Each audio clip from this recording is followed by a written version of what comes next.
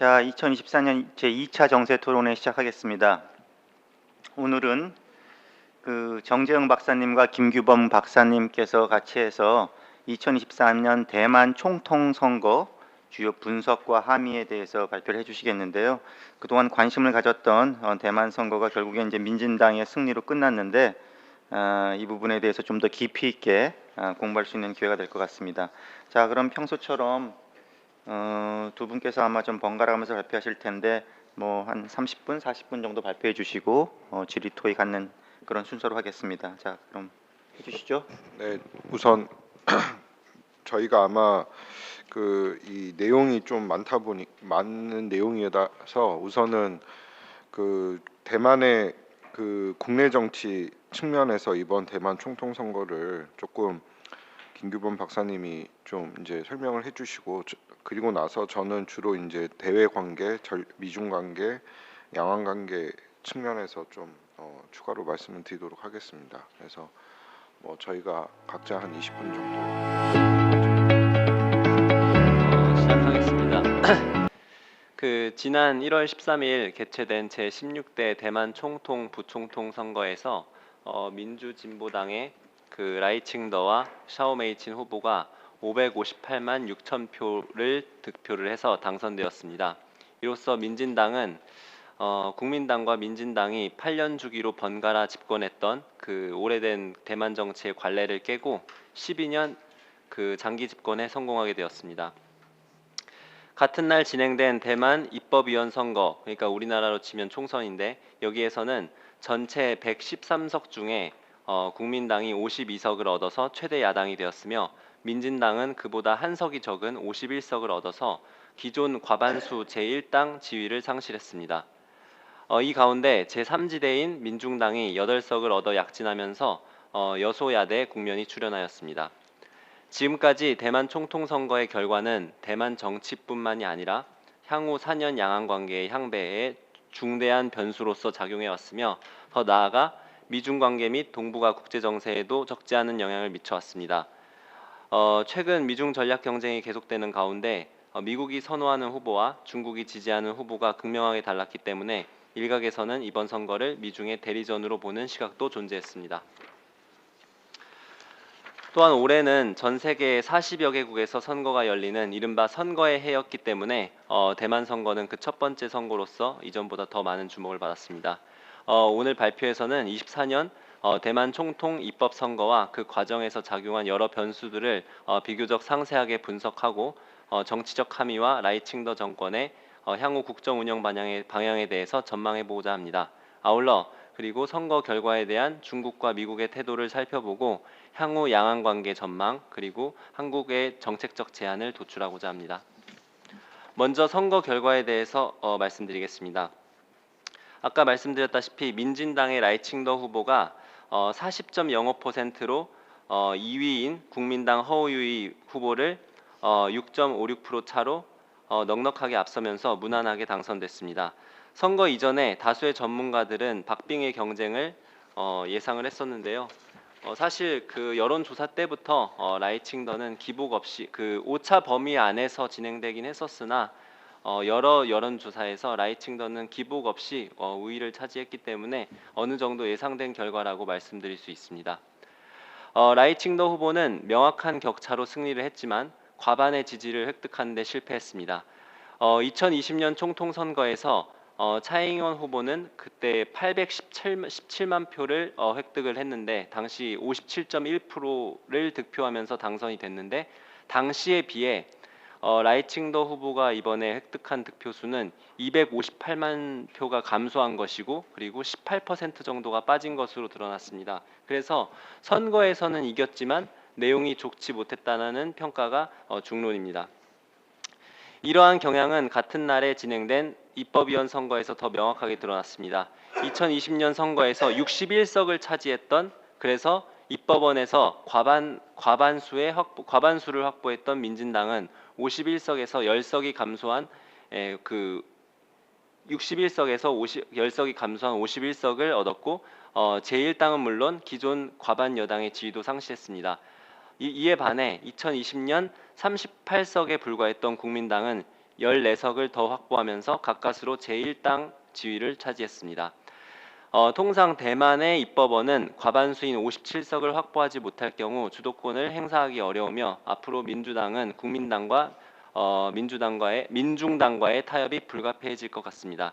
이를 의식한 듯 라이칭더 당선인은 이제 그 당선 직후에 한 그 기자회견에서 과반 의석을 유지하지 못한 것은 우리의 노력이 부족했다. 겸허하게 수용할 것이라고 밝혔고 두 경쟁 후보의 정견과 주장을 깊이 연구할 것이라고 강조했습니다.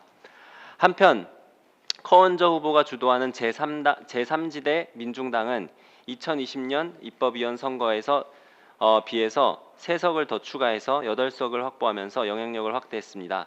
제1당인 국민당도 과반을 확보하지 못한 상황에서 민중당이 어느 쪽을 지지하느냐에 따라서 결과가 판이하게 달라지고 결정되게 돼서 캐스팅 보트 역할을 톡톡히 할 것으로 전망됩니다. 이번 선거 결과의 주요 원인에 대해서 말씀드리겠습니다. 이번 선거에서 민진당이 승리한 가장 큰 이유는 광범위한 반민진당 여론이 형성됐음에도 불구하고 그 표가 국민당과 민중당으로 분산되었기 때문입니다. 이 문제는 일찍부터 지적되었으며 허우유이 후보와 커언저 후보의 단일화 여부는 선거 과정 내내 최대의 관심사였습니다. 그러나 작년 11월 후보 등록 마감 시한을 앞두고 최종적으로 결렬됐습니다. 실제로 선거에서는 청년층과 중도층의 강력한 지지를 바탕으로 이른바 새싹운동을 일으킨 커언저 후보가 여론조사들의 예상을 크게 상회하는 26.46%의 득표율을 얻으면서 반민진당 여론을 크게 잠식하였으며 결과적으로 민진당의 승리에 가장 크게 기여하게 되었습니다. 저조한 차잉원 총통의 임기 말 지지율과 2022년 11월 지방선거 참패라는 상황에서도 민진당은 일찌감치 라이칭더 후보를 중심으로 대결집에 성공했습니다. 이에 반면 국민당은 거타이밍 후보와 한 후보의 경선 불복과 그 이후에 그 민중당과의 단일화 협상 결렬 이후 탈당한 거타이밍 후보의 지지자를 정확하게 흡수하는 데 실패하는 악재에 시달렸고요. 그리고 허우유이 후보는 국민당의 고질적인 친중 논란에서 탈피하고자 구의 컨센서스의 의미를 일부 조정하고 현상 유지와 국방력 강화를 강조하는 등 기존 국민당과는 차별된 행보를 보였지만 리엔짠, 마잉지오 등 전 지도부이자 그 당내 친중파들의 메시지를 통제하는 데 실패했습니다. 특히 이제 허유비 후보 같은 경우에는 그 중국이 주장하는 구의 컨센서스가 아니라 중화민국 헌법에 부합하는 구의 컨센서스를 수용하고 있으며 대만과 중국은 서로 주권은 인정하지 않으나 통치권은 부정하지 않는다고 주장을 해서 기존 국민당과는 다른 주장, 차별화된 주장을 내놨는데요. 대다수의 여론에는 이런 그 차이점이 굉장히 난해하다, 와닿지 않는다는 평가가 많았습니다. 그리고 선거 바로 직전에 마잉지우 전 총통이 독일 언론과 인터뷰에서 양안 관계는 시진핑 주석을 믿어야 한다라는 이른바 신승론을 제기하면서 크게 구설을 올랐던 것도 선거 막판에 표심에 영향을 미쳤던 것으로 보여집니다. 이번 선거에서는 양안 관계, 미중 관계에 대한 이슈보다 민생 문제에 대한 해법이 주요 화두로 떠올랐으며 청년 세대들은 민진당과 국민당의 양당 정치에 선명한 불신을 표출한 것으로 이제 보여지는데 이도 중요하게 원인으로 작용한 것 같습니다. 다음은 이제 선거 함의와 대만 민심의 주요 동향에 대해서 말씀드리겠습니다. 2010년대 이후 대만에서 본격적으로 표출되기 시작한 이 중국에 대한 반감은 2019년 홍콩 민주화 시위를 계기로 크게 강화되었고 대륙과의 경협을 통해서 경제 발전을 해야 된다라는 대만 정계 또는 국민당의 오래된 담론은 독립적 비전으로서는 그 설득력을 상당 부분 상실했습니다. 이후 대만 정치에서 중국에 대한 반감이 상수화되면서 이번 선거에서는 국민당 후보까지도 중국과 일정 수준 거리두기에 나섰습니다. 이는 향후 국민당 또는 다른 정당으로 정권 교체가 일어난다고 해도 마잉지우 집권기 같은 양안 관계의 황금기는 당분간 나타나기 힘들 것임을 시사하고 있습니다. 이번 선거 과정에서 새 후보의 대선 공약은 이제 대단히 유사하다는 평가가 많았습니다. 주 내용은 양안 관계의 현상 유지, 대만 자체의 국방력 강화, 그리고 미국과의 협력 관계 강화 등 이런 것들이 핵심 내용이 됐었는데 대만 유권자들도 구분하기 쉽지 않았다고 평가할 정도였습니다. 다만 대만 여론이 반중을 기치로 들고 완전한 독립의 길로 돌아섰다고 단정하기는 어렵습니다. 대만에는 여전히 중국에 대한 저항적 감정과 전략적 감정이 혼재되어 있으며 현상 유지와 양안 간 교류 유지 및 확대가 아직도 주류 여론을 형성하고 있다고 할 수 있습니다. 선거 직전에 그 대만의 주요 매체인 위엔지엔에서 실시한 그 양안 평화 조사 결과가 굉장히 주목을 많이 끌었는데요. 여기서 대만인들의 59.6%가 양안 관계의 현상 유지를 여전히 희망하고 있는 것으로 드러났습니다. 이는 2019년 홍콩 시위로 인해서 대중 반감이 크게 고조되었던 시기에 비해서 약 6% 증가한 수치입니다. 이 조사에 따르면 중국과 상호 교류를 확대해 나가야 된다는 의견도 74.4%에 달했습니다. 중국에 대한 높은 비호감도로 인해서 최근 미국과의 관계 강화를 추구하는 여론이 높아진 한편 중국 위주로 짜여져 온 미군 양안 정책의 역사로 인해서 대만인들에게는 미국에 대한 뿌리 깊은 불신도 여전히 존재하는 것으로 드러났습니다. 결국 이를 종합해 볼 때 대만인들의 대부분의 정서는 미국과 함께 중국과 대결하자는 것이라기보다는 미국을 통해서 중국을 견제하는 전략적 균형이라고 볼 수 있습니다. 위의 여론조사의 다른 항목에 이제 지켜보면 재밌는 결과들이 많은데요. 그 중에 인상적인 대목은 대만에서 전쟁이 발발할 경우 미국이 참전하지 않을 것이라는 여론이 46.4%로 미국이 참전할 거라고 보는 여론의 42.1%보다 앞섰습니다. 그리고 미국, 중국과 관계 설정을 묻는 문항에서 미국, 중국과 균형 있게 잘 지내야 된다라고 것을 의미하는 화미, 화중 이 항목이 42%로 압도적으로 높았고 미국의 주축을 두고 중국과 평화를 유지하는 친미, 화중 이것보다 화미, 화중이 월등하게 높았습니다. 최근 몇 년 치러진 대만 선거들에서는 청년 및 임금, 공공주택 보급 문제 등 민생 현안이 반복적으로 부각되고 있습니다. 대만 정치의 가장 중요한 이슈였던 양안 관계는 향후에도 일정 수준 작용하겠지만 협력 대 독립 또는 친중 대 친미 등 단순한 대결 도식은 작동하지 않을 가능성이 높다고 보여집니다. 현재 대만 정치는 민진당이 장기 독주할 것인가 아니면 국민당이 권토 중례할 것인가 아니면 이렇게 제3당 경쟁 체제가 공고화될 것인가 하는 등 다양한 가능성의 기로에 있습니다. 앞으로 양안 관계의 위기 관리, 미중 관계에서의 전략적 균형, 민생 현안에 대한 해결 여부에 따라 승패가 갈릴 것으로 예상됩니다. 다음으로 라이칭더 당선인의 성향과 그 정치적 성향에 대해서 알아보겠습니다. 라이칭더 당선인은 1959년 타이베이 최북단에 있는 도시에서 출생했습니다. 어릴 적 가난한 형편 속에서 이제 의사의 길을 걸었던 본성인 출신 엘리트인데요. 본성인이라고 하면 이제 그 대만에서는 그 중국에서 이주해 온 사람들을 크게 두 부류로 나뉩니다. 하나는 이제 본성인이고 하나는 외성인인데 본성인은 16, 17세기에 명청 시기에 이주한 사람들이고 외성인 같은 경우에는 48년, 49년 이제 중국 공산당과의 내전에서 참패한 장제스의 국민당 정부가 망명할 때 함께 들어온 사람들을 지칭합니다. 정치적으로는 그 외성인들이 굉장히 소수인데 소수의 외성인들이 장제스 장진고 부자에 의한 권위주의 통치 시기 때 정치적 주류를 이루었습니다.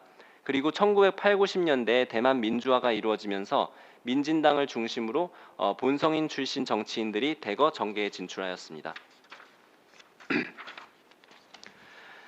라이칭더는 1996년 타이난 지역구 국민대표로 당선되면서 이제 정계에 입문을 했고 그 이후에 입법위원 사선, 타이난 시장 연임 그리고 행정원장, 부총통 등 주요 선출 임명 요직에 두루 거치면서 유력한 정치인으로 대두됐습니다. 특히 라이칭더 당선인은 다양한 선거 경험을 쌓았으며 그리고 선거에서 굉장한 두각을 보여왔습니다. 그는 이제 차잉원 총통이 낮은 지지율을 전전할 때마다 당내에서 대안으로 거론됐으며 2022년 12월 지방선거 참패 이후에 이를 만회할 구원 투수로서 당내 리더십을 확고히 장악한 측면이 있습니다. 그리고 특이 사실은 2024년 총통 선거를 포함해서 지금까지 라이칭더는 9차례의 선거를 치렀는데 단 한 번도 낙선한 적이 없습니다. 또 하나 이제 그 라이칭더 당선인의 주요한 특징은 라이칭더 당선인은 일찍부터 스스로를 대만의 독립을 위한 실용적인 일꾼이라고 규정한 바 있으며 대만의 즉각적인 독립 쟁취를 주장하는 민진당 신조류파의 대표 주자이자 대독론자라는 점입니다. 일반적으로 천수이뱅과 차잉원 전 총통보다 훨씬 더 강경하다고 평가됩니다. 대만 정체성에 대한 견해는 그 대만 내부에서 여러 가지로 나뉘는데 그 민진당 내부에서는 크게 두 부류로 나뉩니다. 소위 화독이라고 지칭되는 부류가 있는데요. 이들에 의하면 대만은 이미 독립국가이고 공식 국명은 중화민국입니다. 과거 순원이 1911년 순원이 수립한 중화민국 헌법을 계승하는 입장이며 중화인민공화국과의 통일을 추구하지는 않지만 그를 자극하지 않는 현상 유지를 주장하고 있습니다. 대표적인 정치인은 리덩후이 전 총통과 차잉원 전 총통이 있습니다. 반면 그 새로운 세대 이제 대만 민주화 이후에 새로운 세대 정치가들이 주축이 된 신조류파는 보다 급진적인 독립론을 주장하고 있는데요. 이들의 주장을 소위 대독 또는 개헌파라고 지칭을 합니다. 개헌파는 그 중화민국의 헌법을 인정하지 않고 수정을 요구하기 때문에 지칭된 이름이고요. 이들은 국민당이 수립한 중화민국을 일본에 이은 식민지 정부라고 규정을 합니다. 따라서 중화민국이라는 이름 대신 대만국 혹은 대만공화국이라는 국호를 사용해야 된다고 주장을 하고 있습니다. 이들은 중화인민공화국과 중국이라는 정체성을 공유하는 것을 거부하고 있고요. 현재 민진당 당원에서 이들의 주장이 크게 반영이 돼서 대만공화국 수립이라는 조항이 삽입되어 있습니다. 또 이제 라이칭더 당선인의 강경한 성향을 보여주는 유명한 일화가 있는데 2014년에 당시 타이난 시장이었던 라이칭더는 처음으로 중국을 방문해서 복단대학교에서 인터뷰를 했는데 이때 대만 정체성에 대한 소신을 분명하게 언급했습니다. 그는 대만 독립은 대만인의 자결권을 위한 것이며 대만 내에서 완벽한 공감대를 이루고 있다고 말을 했고 그리고 1989년 6월 4일 발생한 천안문 사태에 대해서도 애국운동이라고 주장을 했습니다. 그래서 중국은 일찍부터 라이칭더를 대독 완고분자 그리고 분열주의자라고 비난을 했고요. 라이칭더와 부통령 당선인 샤오메이치는 이미 중국 대륙, 홍콩, 마카오에서 입국 금지 처분을 받았습니다. 이렇게 강경했던 그 라이칭더 당선인은 선거 과정에서 큰 입장의 선회를 하게 되는데요. 라이칭더는 2020년 15대 총통 선거 경선을 앞두고 타이완은 이미 주권 독립 국가이며 집권 후에도 따로 독립 선포는 하지 않을 것이라고 발언하면서 대독에서 화독 입장으로 선회를 하였습니다. 이는 당내 화독론자를 포용함은 물론 현상 유지를 희망하는 대다수의 대만 여론을 의식한 것으로 풀이되고 있습니다. 그리고 유명한 발언인데 2023년 5월 28일에는 모교인 국립대만대학교에서 열린 좌담회에서 가장 저녁 식사를 하고 싶은 국가 원수가 누구냐는 질문에 시진핑 주석이라고 대답하기도 했습니다. 2023년 7월 4일 미국 독립기념일에 라이칭더는 월스트리트저널에 기명사설을 발표하면서 나는 전임자들과 같은 입장에 있다. 평화와 민주적 성과, 양안 현상 유지에 대한 나의 약속은 그 어느 때보다 강력하다고 강조했습니다. 이는 자신에 대한 대만 국내와 미국의 우려를 불식시키고자 하는 의도로 풀이됩니다. 그리고 이 사설에서 라이칭더는 대만 국방력을 통한 전쟁 억지력 추구, 구축, 경제 안보 중시, 전 세계의 모든 자유민주 국가들과의 동반자 관계 확립, 안정적이고 원칙에 입각한 양안 관계 유지라는 4대 원칙을 제시했습니다. 그러면서 사실상 차이잉원 노선의 계승을 천명했습니다. 라이칭더 당선인은 불필요하게 중국을 자극하지 않겠다고 공약하면서도 미국이 주도하는 자유민주주의 국가들과의 협력 강화를 강조해왔으며 특히 11월에 주미 타이베이 경제문화대표처 대표 샤오메이친을 부통령 후보이자 러닝메이트로 지명을 했습니다. 이는 향후 그 미국과 긴밀한 협력을 외교 기조로 삼겠다는 의중을 명확히 담은 조치라고 평가되고 있습니다.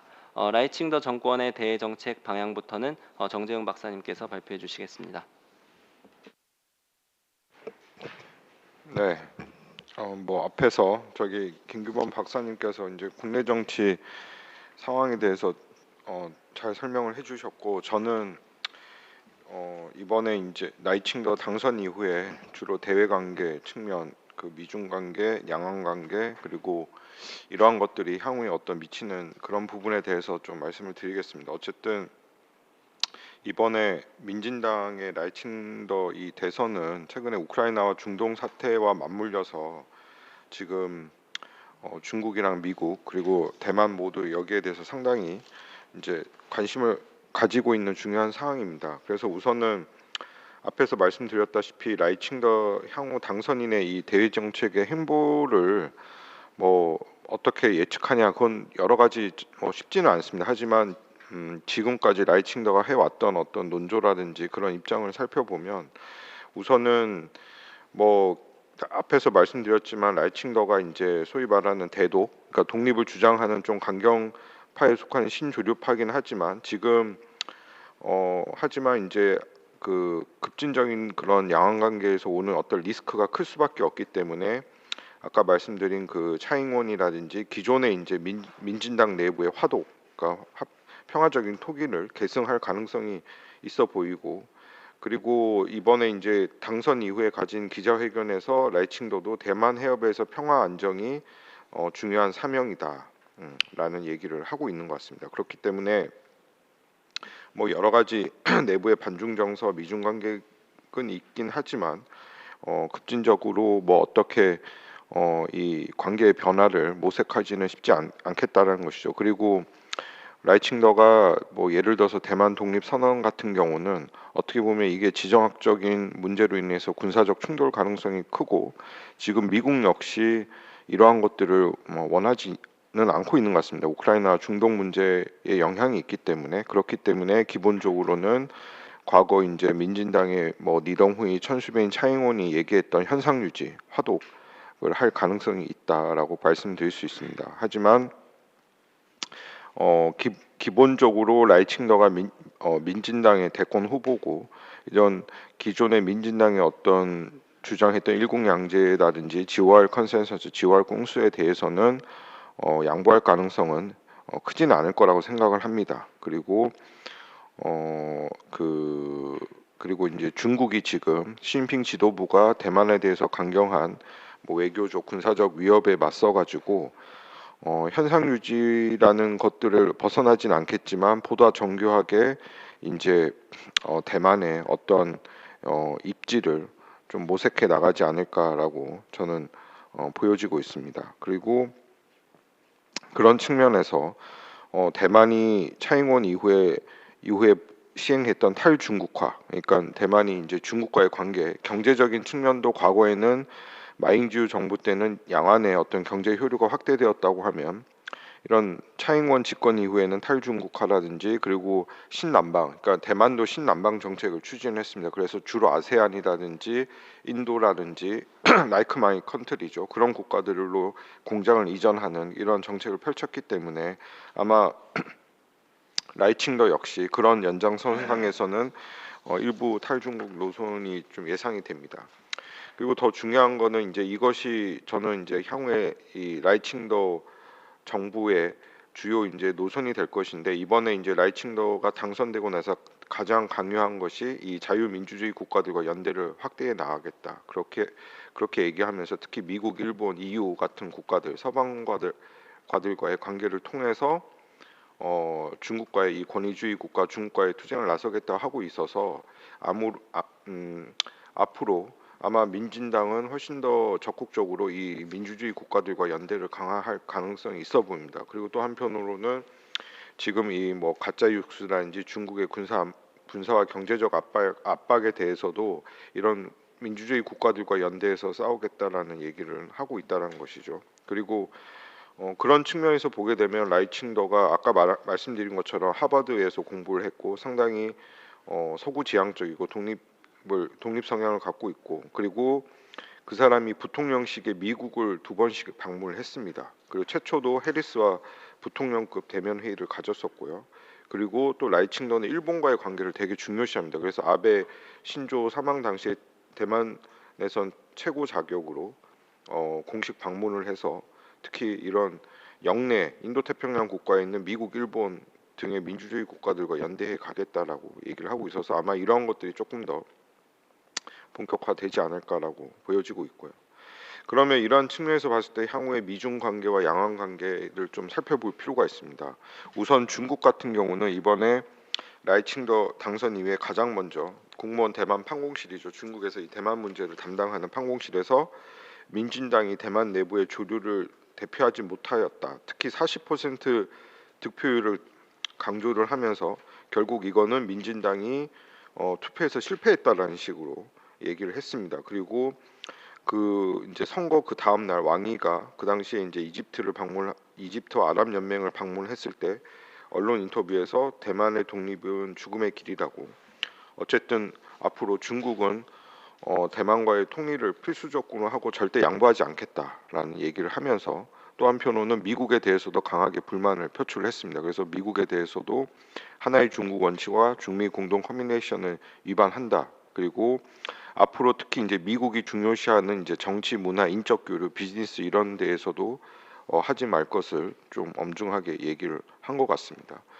그와 동시에 또 중국이 보여진 거는 1월 15일 날 그 대만과 원래 수교를 맺었던 나우루와 단교를 선포를 했습니다. 이거는 아마 저는 중국이 이 라이칭더 당선에 맞춰서 이걸 발표하지 않았나 싶습니다. 그래서 중국은 앞으로 대만의 고립, 대만이 국제사회에서의 국가로 인정받지 못하도록 훨씬 더 강한 고립을 가속화시켜 나갈 것이고, 그래서 1월 16일 날 대만 외교부에서 얘기한 것이 지금 인도네시아, 베트남, 브릭스, 상하이 협력기구, 아랍 연맹들은 다 하나의 중국을 지지하고 있다. 그렇기 때문에 앞으로 중국은 이런 국가들과 더 연대해서 대만을 국제사회에서 고립을 시켜 나갈 가능성이 있어 보입니다. 그리고 이번에 그 라오루가 대만이랑 단교하면서 지금 대만이 수교한 국가는 과테말라, 파라과이 12개국으로 많이 줄어들었습니다. 그래서 최근에 대만이 과테말라를 방문해서 이 사전에 이제 이런 것들이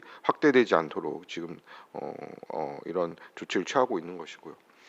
그리고 하나는 이제 1월 16일 날 시진핑 국가주석이 공산당 이론지 치우스에서 향후의 대만 문제에 있어서 중요한 거는 대만의 민심을 잡아야 된다라는 얘기를 했습니다. 그래서 새로운 이제 당 통일 선정 공작을 얘기를 하면서 무엇보다 대만의 어쨌든 민진당이 이번에 40% 지지를 받지 않았기 때문에 나머지 60%의 어떤 세력들과 연대를 해서 새로운 통일 전선을 구축을 할 것을 강조를 하고 있고, 그래서 앞으로 중국은 강원 전략을 쓸 것 같습니다. 겉으로, 그러니까 외교적으로나 국제적인 측면에서는 대만을 압박해 나가겠지만 아까 말한 것처럼 이 대만 민심을 얻기 위해서 특히 2030 천년 세대들을 얻기 위해서는 이제 대만의 어떤 이런 사람들과 연대, 그러니까 이 중국과의 통일을 지지하는 세력들이겠죠. 이런 사람들과 연대를 좀 강화해 나갈 가능성이 있어 봅니다. 그리고 이번에 이제 대만 총통 선거 이후에 중국 내부에 이제 학계라든지 전문가들이 크게 얘기하고 있는 세 가지 포커스가 뭐냐면 미중 관계에서 대만 문제 비중을 좀 조절하자. 너무 여기에 극한되다 보면 미중이 충돌까지도 갈 수 있기 때문에 이러한 부분들, 그리고 대만 문제에 대한 프레임에 대한 접근을 좀 다르게 하자. 그리고 이번에 대만 총통 선거에서 보여주었던 2030 젊은 세대들의 민심을 좀 확보하자라고 얘기를 하고 있습니다. 그래서 이러한 측면들이 앞으로 이제 중국이 대만에 있어서의 접근 방법이 좀 달라질 가능성이 있다라고 보여지고 있고, 또 하나는 그런 측면에서 지금 시진핑 지도부의 주요 이 양안 관계라든지 홍콩 대만 문제의 주요한 그 교수 단련인 정윤옌 중문대 교수는 이게 지금 미중 관계에서 대만이 뭐 중요하나 이것이 전체 문제로 확대될 필요는 없다라는 것이죠. 그래서 가능하면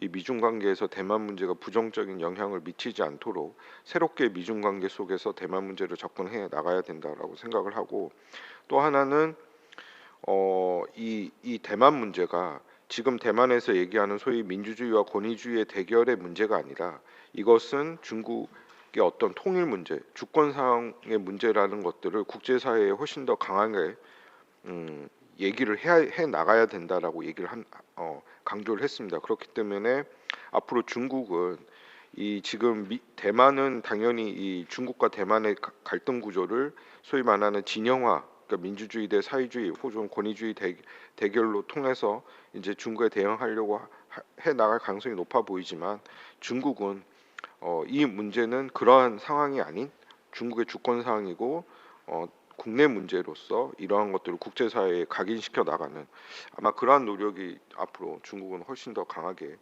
접근해 나가지 않을까라고 생각이 듭니다. 그래서 이런 측면에서 보면 이제 미국의 입장인데요. 미국은 아무래도 이번에 나이칭더가 된 거가 가장 미국이 추진하고 있는 인도 태평양 전략 그리고 글로벌 공무원 재편에서 상당히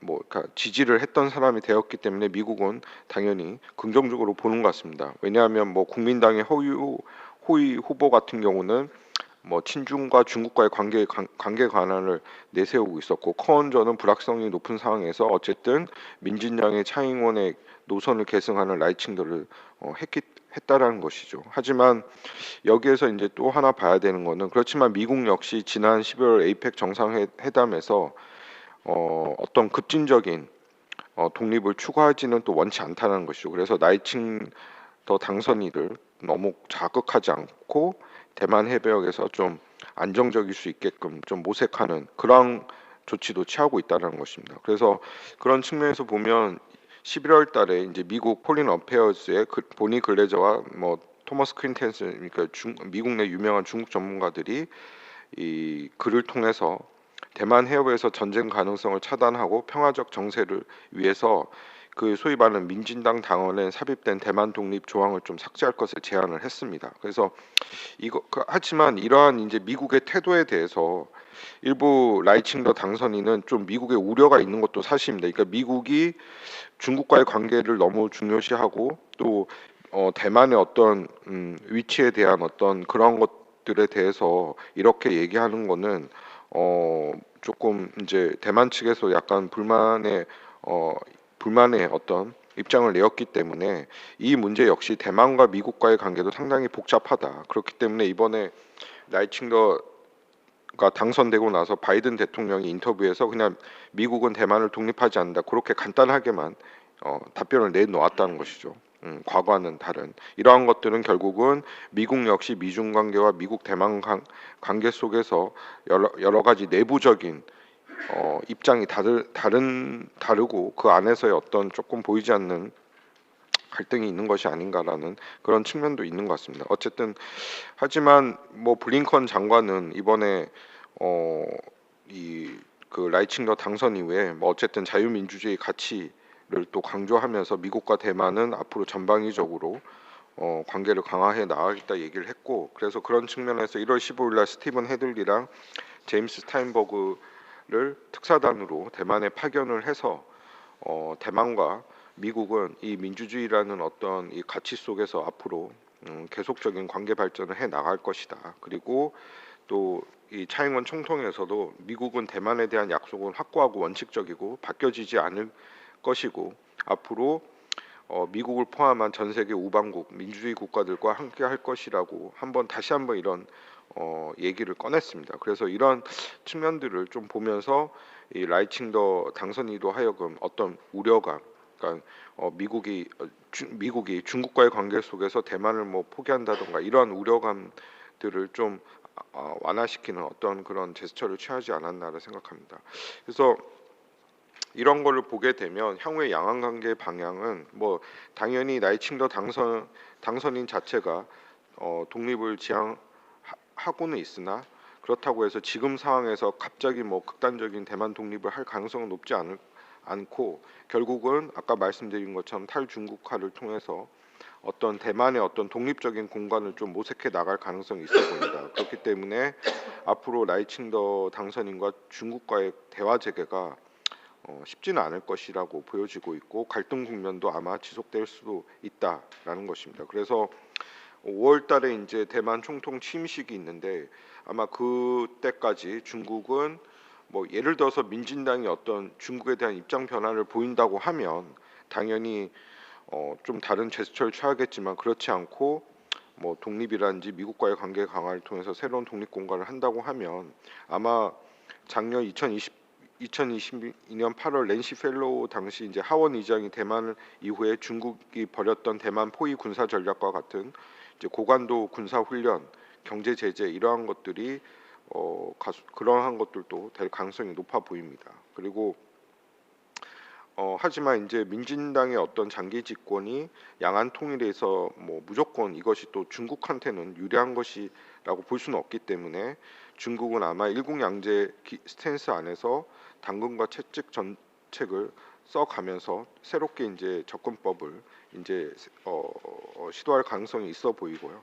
그리고 또 한편으로는 또 일부에서는 그런 얘기도 있습니다. 이제 시진핑 들어와서 대만에 대해서 너무 이제 강경한 정책이 오히려 이러한 반발을 일으켰다. 그래서 뭐 과거 아까 말씀드린 것처럼 에파 뭐 해바라기 홍콩 민주화 시위 이런 걸 보면서 대만 사람들이 반중 감정이 크게 높아지는 상황에서 다시금 또 이런 강경책을 취한다고 했을 때는 여기에서 또 역효과가 날 수 있다라고 생각을 하고 있어서 아마 중국은 그러니까 당근과 채찍이라는 이걸 통해서 좀 더 접근 좀 더 장기적으로 유효한 정책이 또 모색할 가능성도 있어 봅니다. 그래서 최근에 보게 되면 중국이 홍콩 마카오 경기 부양책을 제시를 하고 있고 푸젠성과 대만 양안 융합 경제 발전 시범구들을 제시하면서 대만, 홍콩, 마카오를 같이 묶어서 하나의 경제 벨트로 만든 그래서 그러한 것들을 좀 직접 지금 아까 말씀드린 것처럼 대만의 젊은 세대들로 하여금 직접적인 혜택을 줄 수 있게끔 하는 뭐 이러한 정책도 예상이 되고 있습니다. 근데 더 중요한 거는 지금 상당수 전문가들은 이 올 다가오는 11월 미국 대선에서 과연 트럼프가 될 것인지 바이든이 될 것인지 여기도 상당한 중요한 변수라고 생각을 합니다. 뭐 지금 상황에서는 뭐 이런 흐름이 보여지겠지만 과연 미국에서 트럼프가 당선이 된다고 하면 이건 또 역시 미중 관계의 변화, 양안 관계 그리고 미국과 대만 관계에서도 변화가 나타날 수 있는 것이 아닌가라고 생각을 합니다. 그리고 또 하나는 지금 뭐 미국 역시 아까 말씀드린 것처럼 우크라이나 중동에서 지금 계속 이 문제에 개입을 하고 있고 또 대선이 있는 상황입니다. 그런 상황에서 또 대만의 어떤 급진적인 정책을 이렇게 추진하는 데는 부담을 가질 수밖에 없어서 어느 정도는 좀 대만이 그러니까 관계는 강화하되 뭐 급진적으로 나가지 않도록 그렇게 좀 톤 다운하는 방식으로 접근할 수 가능성이 있고요. 그리고 하나는 또 중국 역시 지금 경제가 좋지 않기 때문에 또 과도하게 미국과 어떤 경쟁 그리고 대만 문제도의 어떤 대결 이런 것도 지금 미국이 원치 않아서 아마 이런 부분도 저는 모색을 하면서 진행될 것으로 보여지고 있습니다. 근데 끝으로 좀 말씀드린 거는 최근에 뭐 언론에서 뭐 2027년, 2025년, 뭐 35년 뭐 대만 침공설 얘기를 하는데 이번에 뭐 에이펙에서도 시진핑이 얘기했지만 중국은 기본적으로 평화적인 통일을 원하고 있습니다. 뭐 물론 그것이 실패한다고 하면 무력도 불사용을 하겠지만 기본적으로는 어쨌든 이 평화적인 통일을 얘기를 하고 있어서 아마 요런 대만 침공설은 조금 괴리가 있는 것이 아닌가. 그리고 뭐 장기 집권 연장 명분을 얘기하는데 지금으로 봤을 때 중국 국민들의 공산당의 지지율은 공고하기 때문에 이런 것도 좀 과도한 측면이 있는 것이 아닌가 생각합니다. 그래서 끝으로 이제 이 부분에 대한 이제 시사점을 좀 말씀을 드리면 어쨌든 2019년 홍콩 민주화 시위 이후에 대만 내부에서 이제 강한 반중 감정 분위기가 계속 상수화되면서 이번 아마 총통 선거에서도 모든 후보들이 중국과는 일정 정도 거리를 했던 것 같습니다. 그리고 하지만 또 그렇다고 해서 모든 대만의 여론이 반중으로 돌아선 것도 아니고, 그래서 미중 전략 경제로 인해서 중국을 견제함과 동시에 또 중국과의 교류를 유지하는 전략적 균형과 현상 유지를 앞으로 추구해 나갈 가능성이 있어 보입니다. 그리고 이번 대만 총통 선거를 뭐 친중 친미 대결로 접근하는데, 이런 대결보다는 아까 말씀드린 것처럼 이 3자 간의 이 되게 복잡한 관계가 있기 때문에 이러한 것들은 향후 미중 관계 변화 속에서 이제 조금 더 관찰해 볼 필요가 있는 것이 아닌가라고 생각합니다. 그래서 어쨌든 나이칭더 역시 중요한 거는 구조적으로 이제 양안 관계가 악화되는 것들을 그런 것들은 피하면서 또 어느 정도 자기가 생각하는 어떤 이제 연대, 그러니까 독립 공간의 모색, 특히 이런 아까 말씀드린 것처럼 민주주의 국가들과 연대와 협력을 통해서 새로운 어떤 대만의 국제사회에서 공간을 전 모색해 나갈 가능성이 있어 보인다고 생각합니다. 그래서 이제 그러한 측면을 보게 되면 이번에 우리 뭐 정부는 기본적으로 대만 해협 평화 안정이 중요하다라고 얘기를 하고 있어서 앞으로 뭐 이것이 결국은 향후에 어떤 대만 문제, 한반도가 이게 다 연계되는 문제이고, 또 미중 전략 경쟁이 격화될수록 또 자유주의 국가를 연대하는 민진당이 앞으로 이런 한국, 미국 인태 전략들과 국가들과의 관계를 강화해 나간다고 했을 때, 과연 그러면 한국은 어떤 스탠스를 취할 것인지에 대한 이제 고민도 전 뭐 그런 고민도 이제 지금은 없겠지만 그럴 가능성이 좀 높아 보인다고 생각을 하고, 하지만 그렇다고 해서 우리가 대만 문제를 놓고 중국과 또 불필요한 정치 외교 논쟁을 또 그런 부분도 우리가 염려를 해야 되기 때문에 결국은 하나의 중국 원칙, 양안 관계의 기본 평화 안정을 견지해 나가는 이제 전략적 신중함, 전략적 고민이 저는 필요하다고 생각을 합니다.